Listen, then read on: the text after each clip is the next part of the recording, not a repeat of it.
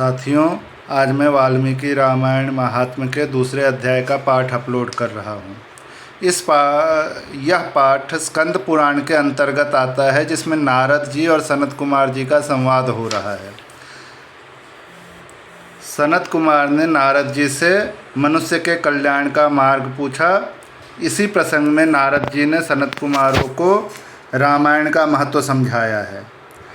इसी आज के प्रसंग में एक ब्राह्मण को गुरु का अपमान करने पर शिवजी ने श्राप दे दिया राक्षस हो जाने का। वह ब्राह्मण किस प्रकार रामायण का पाठ सुनकर मुक्त हो गया उस श्राप से, यह कथा सुनाई गई है। रामायण का पाठ सुनने से व्यक्ति पाप से मुक्त हो जाता है, लेकिन अगर यही सोचकर पाप करता रहे कि मैं रामायण का पाठ सुनकर फिर बाद में पवित्र हो जाऊंगा, तो उस पाप के लिए फिर रामायण के पाठ से वो पवित्र नहीं हो सकता। इसलिए मनुष्य को ध्यान रखना चाहिए और एक बार निश्चय करके पाप कर्म को छोड़कर रामायण का पाठ सुनना चाहिए, जिससे वह पहले किए हुए सभी पापों से मुक्त हो जाएगा। लेकिन वही पाप अगर फिर से करता है तो वो फिर से ये कथा सुनने से पवित्र नहीं होगा। द्वितीयोध्यायः नारद सनत कुमार संवाद। सुदासिया सोमदत्त नामक ब्राह्मण को राक्षसत्व की प्राप्ति तथा रामायण कथा श्रवण द्वारा उससे उद्धार। ऋषया ऊचुः, ऋषियों ने पूछा, महामुने देवर्षि नारद मुनि ने सनत कुमार जी से रामायण संबंधी संपूर्ण धर्मों का किस प्रकार वर्णन किया था? उन दोनों ब्रह्मवादी महात्माओं का किस क्षेत्र में मिलन हुआ था? तात वे दोनों कहाँ ठहरे थे? नारद जी ने उनसे जो कुछ कहा था वह सब आप हम लोगों को बताइए। सूत जी ने कहा, मुनिवरों, सनकादि महात्मा भगवान ब्रह्मा जी के पुत्र माने गए हैं। उनमें ममता और अहंकार का तो नाम भी नहीं है। वे सबके सब ऊर्ध्वरेता नैष्ठिक ब्रह्मचारी हैं। मैं आप लोगों से उनके नाम बताता हूँ, सुनिए। सनक, सनंदन, सनत कुमार और सनातन, ये चारों सनकादि माने गए हैं। वे भगवान विष्णु के भक्त और महात्मा हैं। सदा ब्रह्म के चिंतन में लगे रहते हैं। बड़े सत्यवादी हैं। सहस्रों सूर्यों के समान तेजस्वी एवं मोक्ष के अभिलाषी हैं।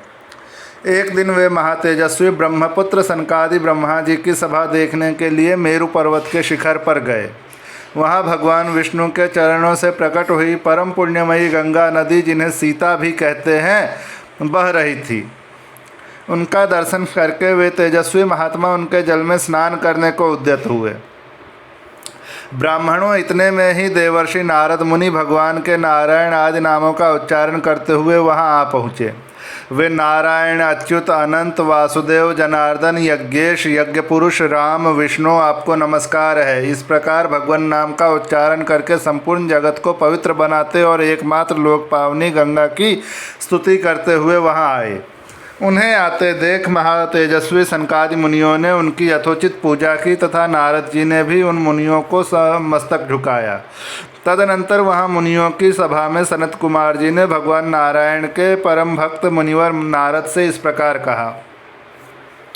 सनत कुमार उवाच, सनत कुमार बोले, महाप्राज्ञ नारद जी, आप समस्त मुनीश्वरों में सर्वज्ञ हैं, सदा श्री हरि की भक्ति में तत्पर रहते हैं, अतः आपसे बढ़कर दूसरा कोई नहीं है। इसलिए मैं पूछता हूँ, जिनसे समस्त चराचर जगत की उत्पत्ति हुई है तथा ये गंगा जी जिनके चरणों से प्रकट हुई हैं, उन श्री हरि के स्वरूप का ज्ञान कैसे होता है? यदि आपकी हम लोगों पर कृपा हो तो हमारे इस प्रश्न का यथार्थ रूप से विवेचन कीजिए। नारद उवाच, नारद जी ने कहा, जो पर से भी परतर हैं उन परमदेव श्री राम को नमस्कार है, जिनका निवास स्थान परम धाम उत्कृष्ट से भी उत्कृष्ट है तथा जो सगुण और निर्गुण रूप हैं, उन श्री राम को मेरा नमस्कार है।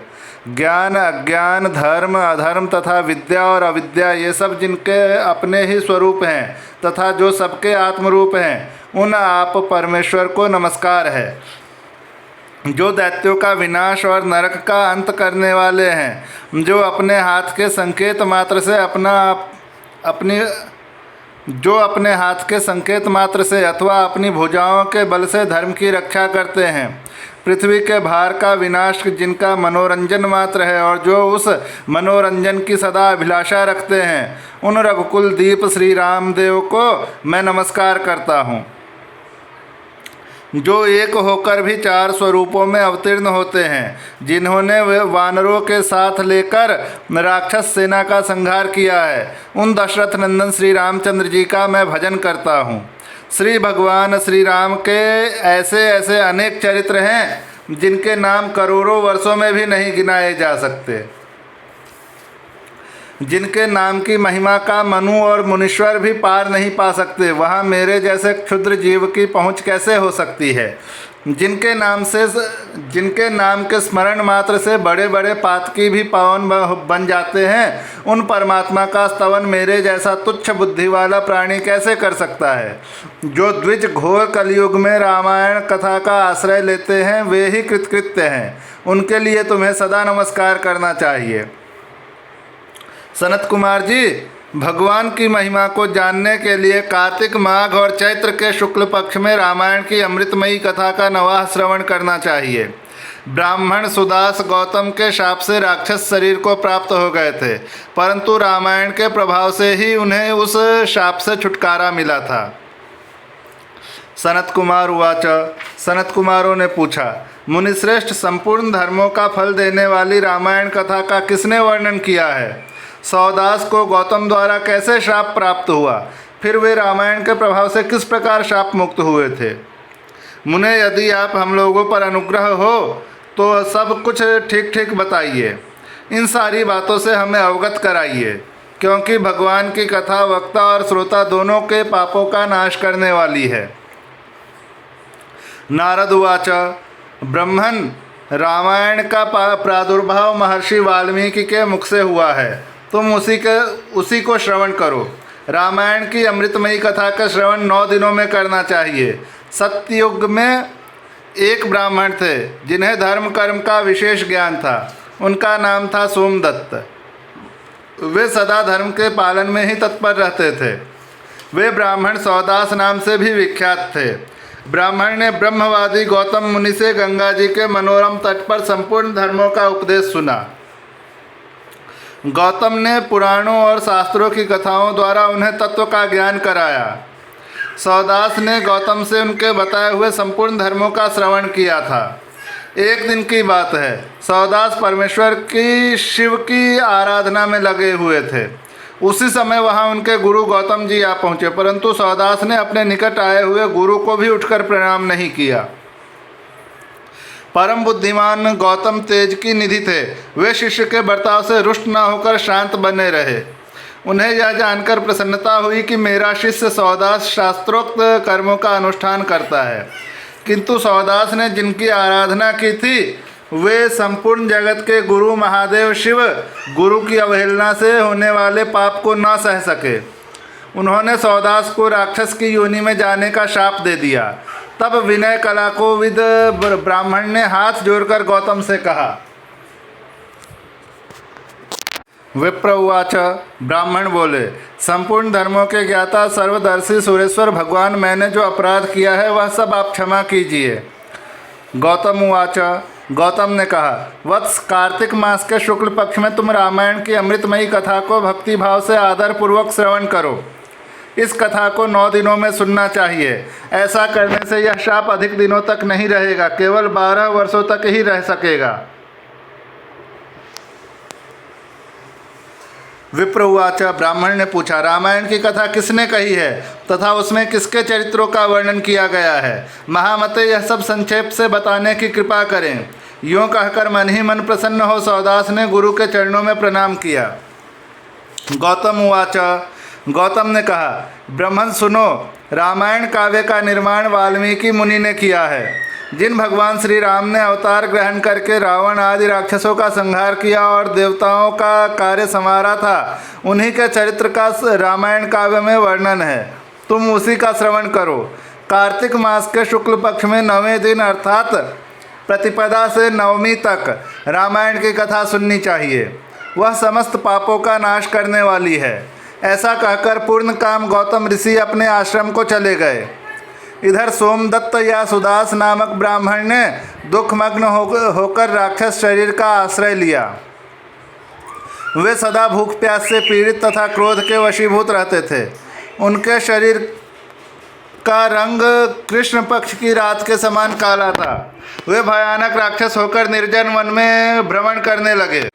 वहाँ वे नाना प्रकार के पशुओं, मनुष्यों, सांप, बिच्छू आदि जंतुओं, पक्षियों और वानरों को बलपूर्वक पकड़कर खा जाते थे। ब्रह्मर्षियों, उस राक्षस के द्वारा यह पृथ्वी बहुत सी हड्डियाँ तथा लाल पीले शरीर वाले रक्तपाई प्रेतों से परिपूर्ण हो अत्यंत भयंकर दिखाई देने लगी। 6 महीने में ही 100 योजन विस्तृत भूभाग को अत्यंत दुखित देखकर वह राक्षस पुनः दूसरे किसी वन में चला गया। वहाँ भी वह प्रतिदिन नरमांस का भोजन करता रहा। संपूर्ण लोकों के मन में भय उत्पन्न करने वाला वह राक्षस घूमता घामता नर्मदा जी के तट पर जा पहुँचा। इसी समय कोई अत्यंत धर्मात्मा ब्राह्मण उधर आ निकला। उसका जन्म कलिंग देश में हुआ था। लोगों में वह गर्ग नाम से विख्यात था।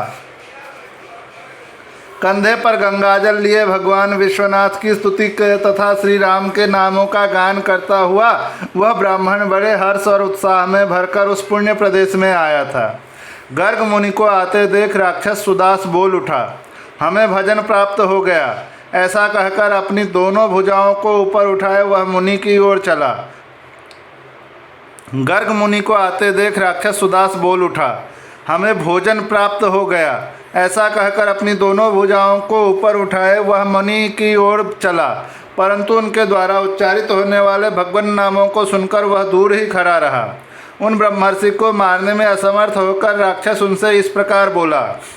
राक्षस उवाच, राक्षस ने कहा, यह तो बड़े आश्चर्य की बात है। भद्र महाभाग, आप महात्मा को नमस्कार है। आप जो भगवान नामों का स्मरण कर रहे हैं, इतने से ही राक्षस भी दूर भाग जाते हैं। मैंने पहले कोटि कोटि सहस्र ब्राह्मणों का भक्षण किया है। ब्राह्मण, आपके पास जो नाम रूपी कवच है वही राक्षसों के महान भय से आपकी रक्षा करता है। आपके द्वारा किए गए नाम स्मरण मात्र से हम राक्षसों को भी परम शांति प्राप्त हो गई। यह भगवान अच्युत की कैसी महिमा है। महाभाग ब्राह्मण, आप श्री राम कथा के प्रभाव से सर्वथा राग आदि दोषों से रहित हो गए हैं।